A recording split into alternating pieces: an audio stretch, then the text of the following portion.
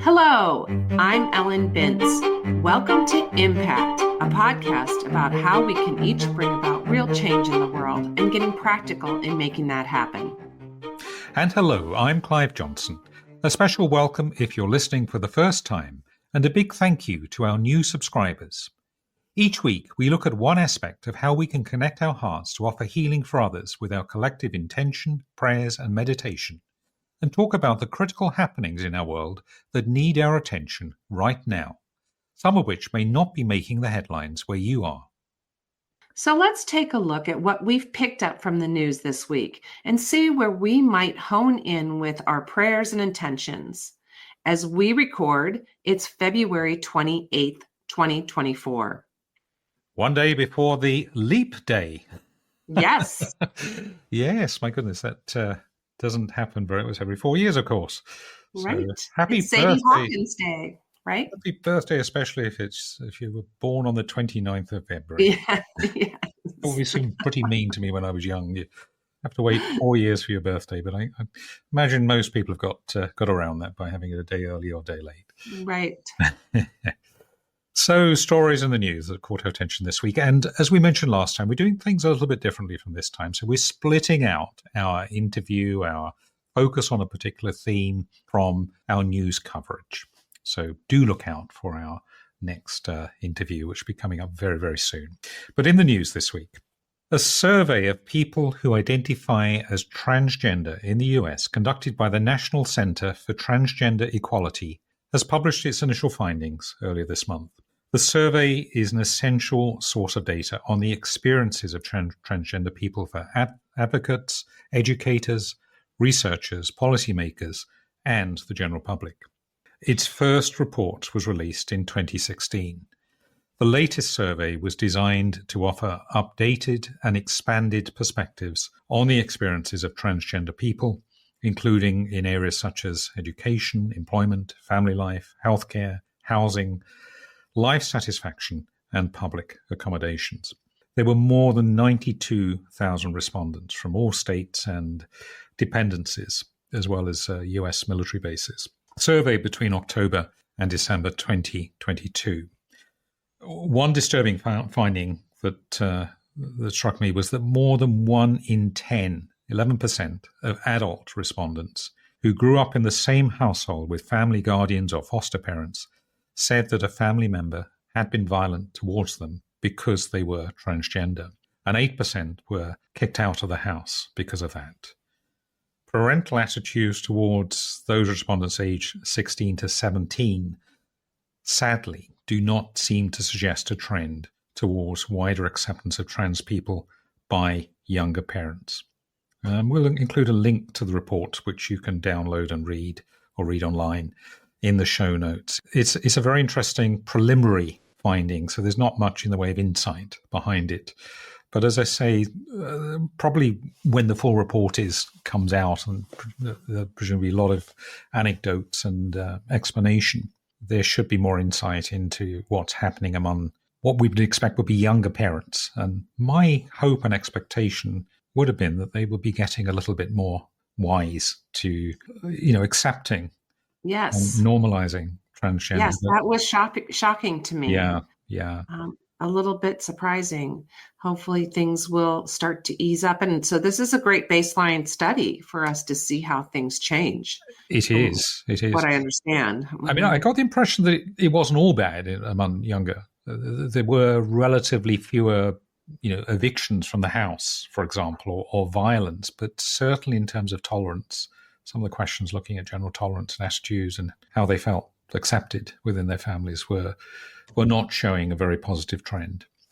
I wonder if the study will reflect where these people live too, and the differences in the regions of the U.S., because laws are differing, unfortunately. Things are happening that way. So that might be an interesting fact to glean from the report. It could well be. I imagine it may be some time before the full findings are released, but we'll keep an eye on it. Yes. It's certainly, I personally, I myself kind of identify on the trans spectrum, somewhere near the middle. And I personally believe it's one of the biggest areas of prejudice that still exists in the world. I mean, obviously there's awful prejudice against religious minorities and ethnic minorities, other sexual minorities, if you like. But this seems to be an area where we've taken some steps forward, or seem to be taking steps forward, maybe about 10 years ago, and sadly seem to have taken some steps backward, which I don't quite understand. I agree. And we also seem to hear about a lot of violence attached to it, unfortunately. Yes. Yeah. It's hard to understand. Well, you can understand, I think you can understand parents, and there might be disappointment if they wanted a daughter or son to grow up and they believe that, have a, in their view, in quotes, normal family life kind of thing, bear grandchildren, whatever, which of course they can do and will do, I'm sure, in many cases. But a lot of people who are locked into a particular, let's say, traditional view might not immediately appreciate that, or they might just be simply shocked in the reaction. There is a musical, actually. It's still going on in the London's West End, I think, called, I haven't seen it, There's Something About Jamie, I think it's called. And Jamie, the musical of all things, was based on a documentary, real-life documentary of a young lad who was trans and was going through his sort of late teen period and struggling with this. And partly it was his reaction, the varying reaction of his father and his mother. But I think I saw the documentary a while back, and his father came round, but initially he was reactionary. He wasn't violent. He was just angry and didn't want to talk to him for a while and all this kind of thing. And but he did come round. So I think with our intentions, this is one thing that comes to me, that appreciating that some parents, let's say the unenlightened, may be shocked. They may not know how to cope, and they may not have easy access to resources and support, or know other people in their area, their friends or whatever they can talk to about this. Really willing for them to get the support they need, but also to kind of hold off that, what you might call, reptilian reaction. That was kind of my sense of a helpful intention, to kind of buy time where they could find help and they could come to terms and hopefully ultimately be very accepting. I've often wondered if parents who react badly feel as though in some way it's their fault, that they've done something wrong. And I think as we evolve and we realize no one has done anything wrong, maybe that will ease up a little bit for the parents. Exactly. I mean, this could be another factor, couldn't it? Could be another thing that's coming into it. Self-blame. What have I done? All of these things. Or what are my friends and my social circles going to make of this? And there's all sorts of things that can come into this. And I have a friend who has a trans daughter, and she has been an incredible resource to my friends and I, where she is open to any question that we need to ask that we don't understand. There's so much to understand. And to know that I can ask her anything and there is no shame, and she offers an explanation, has been such a resource for us. So if a parent can even see how they can help other people, not necessarily people who are directly affected by the trans population, but indirectly. Exactly. Really widen understanding. A broader education, isn't it, all round? Absolutely. Yeah. Oh, that's really good to hear. Let's hope for more people like that. Yes, she's amazing. Yeah. So a little bit happier news from the U.S. Teenage smoking rates have dropped dramatically in the last 30 years, according to a new research conducted by Florida Atlantic University. Only 0.6 of teens saying they smoke daily. That's compared to 9.8% in 1991. Yay! Quite a generational shift, that one, isn't it? Incredible. Yes. Yeah. Fewer teens say they are interested in trying smoking. And in 1991, 70% of teens reported having ever smoked, compared with less than 18% in 2021. Incredible. So that also is interesting, is that few wanting to try even. Yes, this is such good news. This is because this trend will follow as they get older. They have children who they're not modeling this behavior to. So this is really hopeful. It is, yeah. And really showing that, I guess, all of the health messages around smoking and so on, and peer pressure and smoking bans in public buildings and so on, really have had a big effect. I imagine they must have had quite a bigger contribution. It's all working. Yes. Yeah, absolutely. Now, a story caught my eye a few days ago. There has been a huge, terrifying fire in a tower block, residential tower block in Valencia in Spain. Over 20 firefighting units and many ambulances were deployed to fight the blaze last Thursday. It's known that the fire has killed 10 people as of this weekend, which was the last update I was able to get on this, with more injured, including, tragically, 6 firefighters. Spanish Prime Minister Pedro Sanchez pledged all the help that is necessary to the city. And I know there was a big mass that took place at the cathedral there earlier this week. The 14-story building housed more than 130 apartments.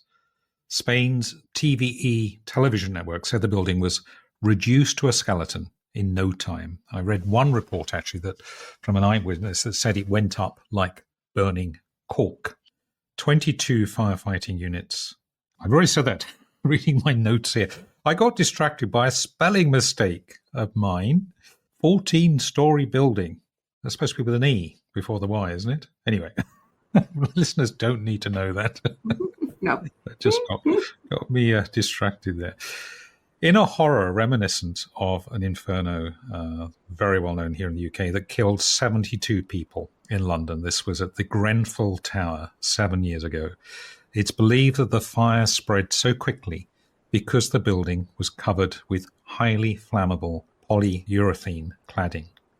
Around 100 survivors are being temporarily housed in hotels. And if it's anything like the awful Grenfell Tower story, that actually the aftermath, what happens afterwards, where people go, where they're housed, the loss of community, let down by all sorts of services, and waiting for answers, really, ultimately, about what went wrong.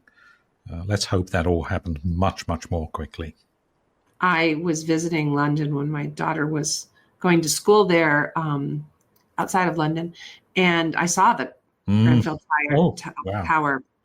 That was very sad. And you're right. I remember hearing some stories about the fallout and what that meant to people. And you don't think about the aftermath and what the next steps are and where these people go. And it seems that some lessons have been learned. I mean, one of the big problems there was a lot of these buildings had gone up in the UK, in particular in the bigger cities, and across Europe, quite quickly during the 1970s, particularly in the late 1960s. And they were built, some of them were local authorities, they were built on a budget, I think, and they didn't conform to modern day safety regulations. So there was this cladding that is just highly flammable. Highly flammable. And I think in Grenfell, the number of escape rooms, for example, was very, very limited.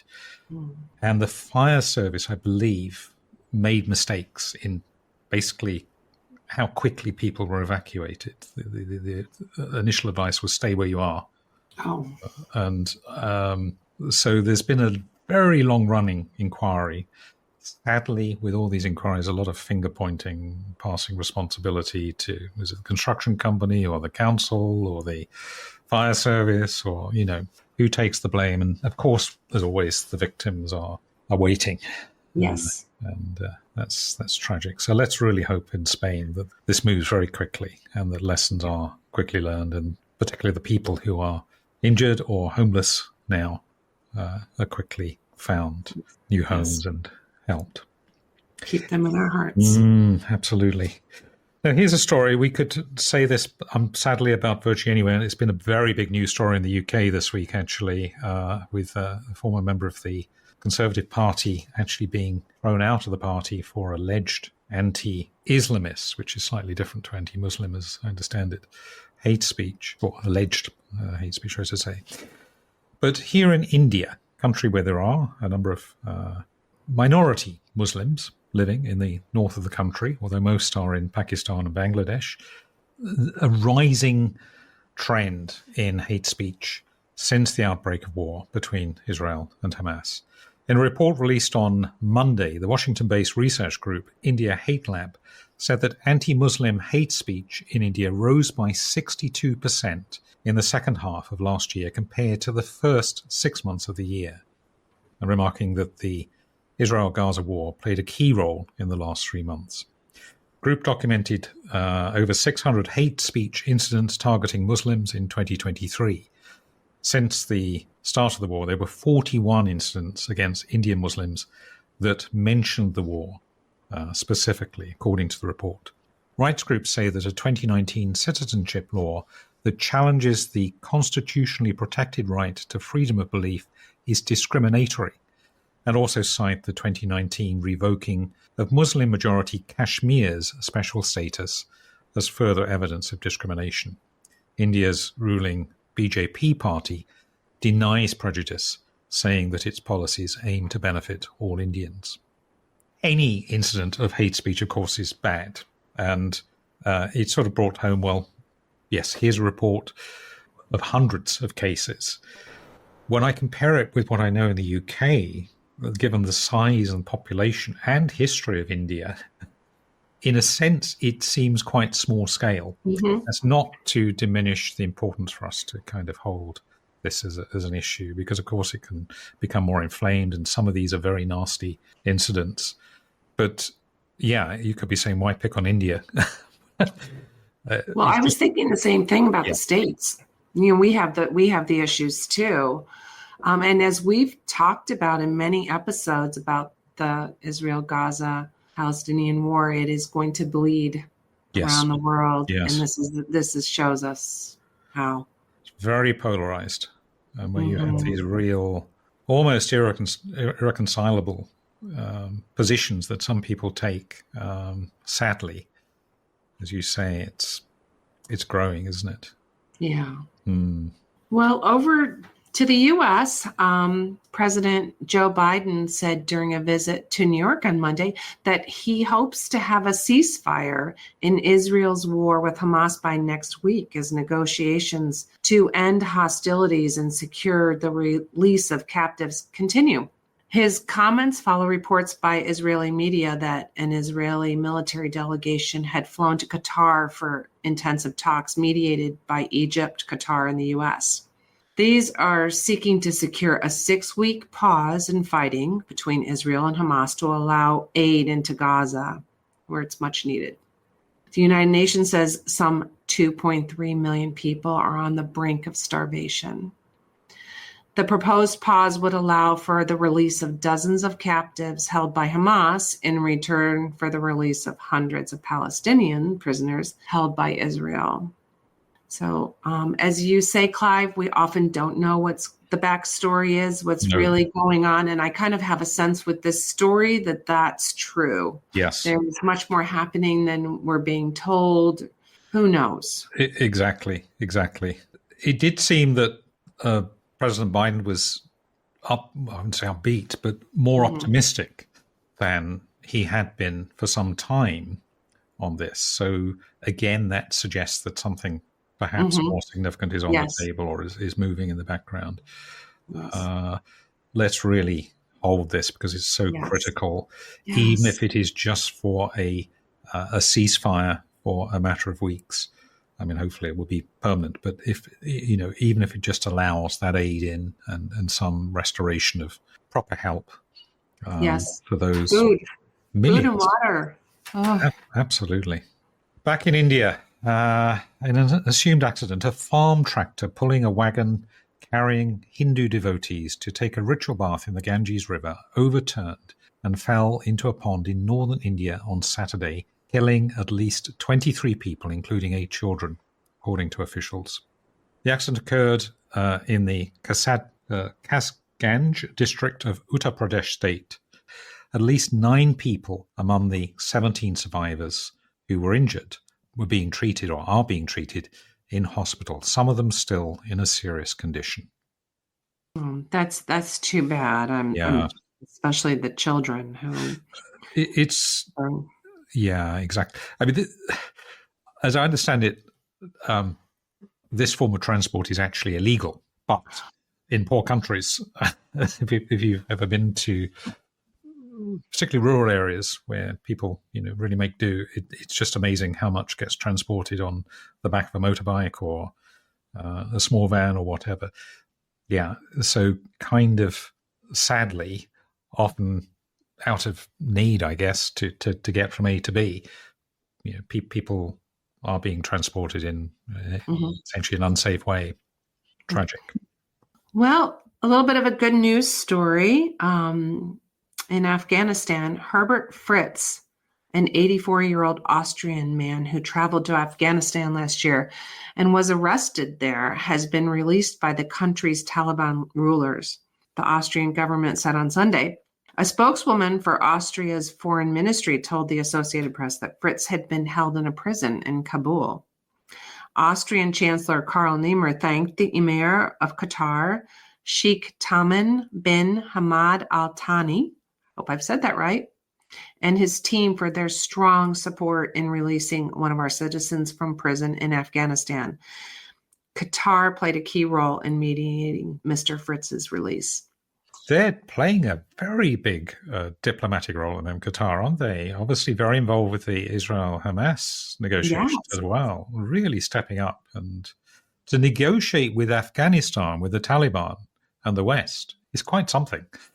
Again, we don't know the full story there. Yeah, I think it's a very interesting story. I want to know why Mr. Fritz traveled to Afghanistan. Yes, why he was arrested. I know. I couldn't find it. I think he was almost on holiday, but how he got in the country, you would have thought there was some strict controls around that and so on. Right. Yeah, it's a bit of a mystery what was going on there, but thankfully he's been released, and from a group that is often nearly always maligned, probably rightly. In many ways by the West. So quite significant Qatar's role here, I think. Thank you, Qatar. Yeah, thank you, Qatar. A big conference is going on as we record this week, 5 days this week, starting on Monday, the 6th session of the United Nations Environment Assembly, which is taking place in Nairobi, Kenya, and particularly is focused on how multilateralism can help solve climate change, biodiversity loss, and pollution. Well, probably rather than solve, let's hope he can move in that direction, but at least take some very bold steps in that area. Inga Anderson, Executive Director of the UN Environment Assembly, said that irrespective of where we live, if you are polluted in Asia, then I'm polluted next door. If we have a loss of biodiversity, it's a global loss to humanity.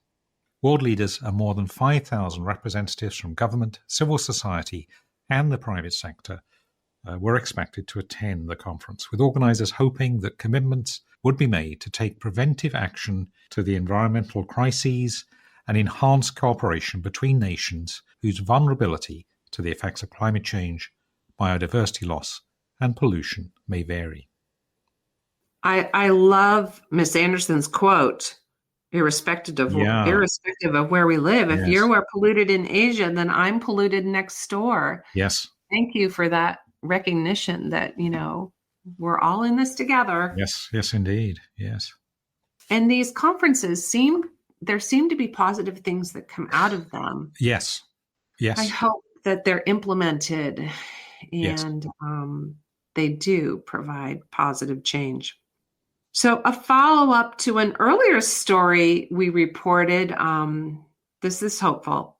Benin has offered 2,000 troops to support a planned Kenyan-led international force to support Haitian National Police in its fight against armed gangs. We talked a few episodes ago It's so bad in Mm. Haiti. And because there are so few police compared to the population, the United Nations authorized the mission in October after Haiti's unelected government requested it. The conflict in Haiti is estimated to have led to 5,000 people being killed last year, while more than 300,000 have had to flee their homes. Mm. Mm. And as I talked about, I have a friend who has a friend who friends who work in the orphanages there and know that they were risking their lives, leaving their homes, Yeah.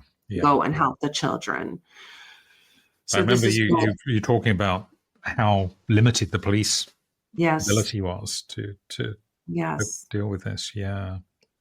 So good. There's some international recognition. The yes. United Nations has got by. I think it took the United Nations a while to do this, but they've done it. They've agreed and recognized the need to offer help. Mm. Yes.